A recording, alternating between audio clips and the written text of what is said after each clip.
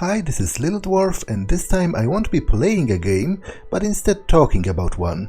The game in question is Deus Ex Mankind Divided, the last game in the Deus Ex series. I played Mankind Divided recently and enjoyed it immensely, despite the criticism I read about it. Apparently, some people think it's an unfinished game, with not much to do in it, shallow and short, and a clear sequel bait with nothing but setup. Out of all of those things, I can only agree with the last point, that it's all setup and no resolution. The thing is, though, that it seems to me not to be a valid disadvantage of the game itself, because it's clearly intended. Mankind Divided is a clear middle chapter of a story, and as such merely prepares the ground for the actual conclusion in the next chapter.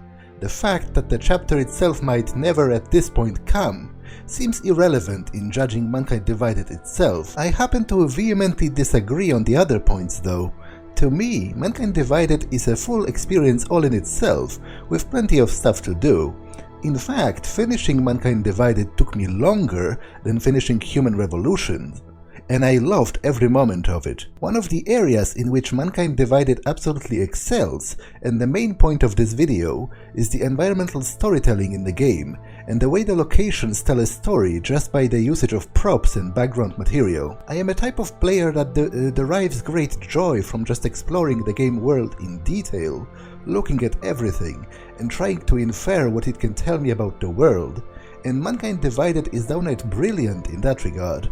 Every location is full of details, and those details are not just random clutter, but set the atmosphere or enhance the story. For example, there are frequent ads for antidepressants in the game, in papers or even out in the street, depicting people committing suicide by drowning or jumping from a roof. One of the striking examples is even physically curved over the street to give out an impression of a person literally falling onto your head. And I feel like it tells you something about the state of the world, about how prevalent mood disorders and suicides are, for one, and about how common those things have become, to the point that nobody is even batting an eye on such a direct marketing campaign for antidepressants. But there might be a point there as well about making money on such products. After all, corporations turning the world to shit and then kindly offering you something to make it a little more bearable, but for a price, is a classic cyberpunk story trope. Another example of world building by background detail are the posters for the pro and anti-augmented groups. It's really cool to see how the pro-aug posters are defaced in certain areas of the city to turn their intended message 180 degrees around. We are not obsolete, fight for aug rights becomes they are obsolete, fight augs, and so on. This way you can sort of gauge at first glance, without even talking to the NPCs, what's the stance of the local population on the issue. Not to mention, the fact that they use these same posters but with certain parts painted over or corrected to reverse the message seems pretty creative in itself. But in this video, I would like to concentrate on one single location, walk through it, and show every detail of the environment, while talking about how it enhances the world building and character building of the game. So, welcome to Adam Jensen's apartment tour. This is a location you visit right after the prologue, so there will not be any major spoilers in this video, but some general introductory elements of the plot will be mentioned. Generally, Adam's flat is a bit unkempt. He didn't make his bed after waking up, and there's bits of trash and unpacked boxes everywhere, but it looks better than his flat in Human Revolution, and all of the mirrors are unbroken for once. I think this is supposed to represent that he's potentially in a better place mentally than he was right after the crippling accident that left him augmented in the intro of Human Revolution. This is further supported by him having a book about learning to let it go, which might be a self-help book of sorts. Not that he's doing great altogether, there are tons of painkillers all over his apartment, which is a stark and a sad reminder of the constant pain Adam feels due to both his recent injuries and probably also his mechanical augmentation in general. This is further underscored by the fact that he has quite a lot of alcohol in his apartment for someone that lives alone, and he most likely uses it to dull the pain as well, be that physical pain or emotional pain. There are machine parts and dismantled wristwatches on Jensen's desk, which points at some of his hobbies, and his interest in clocks and watches is actually brought up later in one of the quests.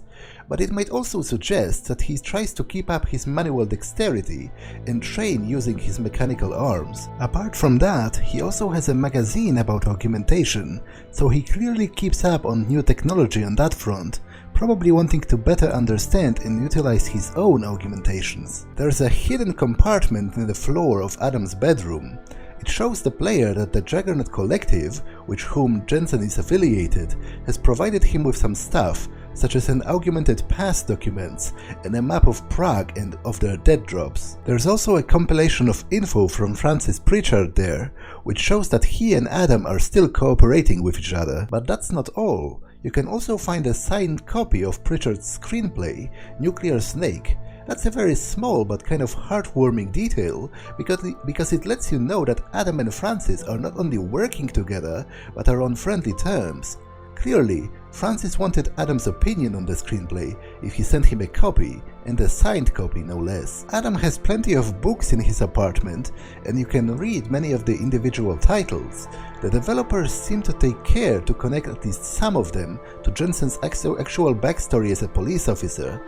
He has books on the laws of Detroit, a book on narcotics, as well as a book called Using Force for Peace, which might describe anti-terrorist activity. But interestingly, he also has books on ancient myths and astrology, which seems to imply an interest in more esoteric matters. Overall, Jensen seems well read and educated. He has books on the Czech language as well, which shows you that he has prepared for his assignment in Prague.